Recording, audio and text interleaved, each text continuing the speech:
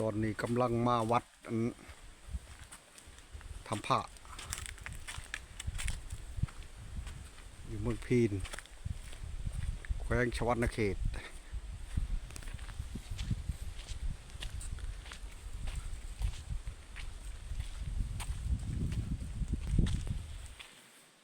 โถทางไป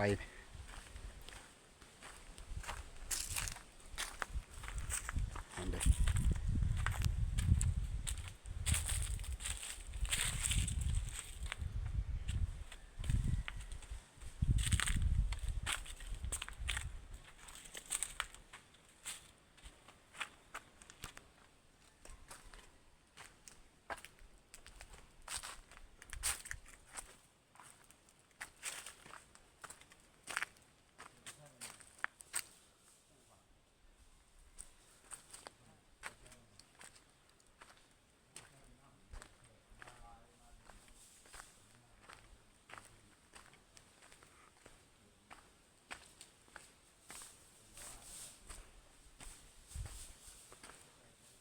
มันมีแต่โงนหิน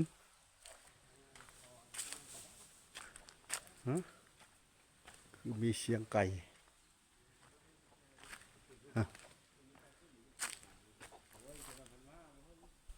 เสียงไก่ฮะ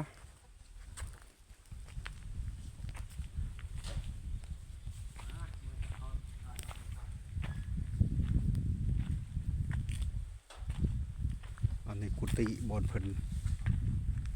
นอน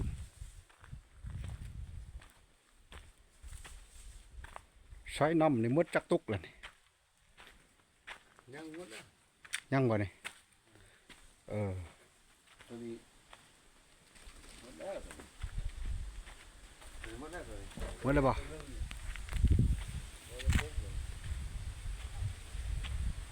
อันนี้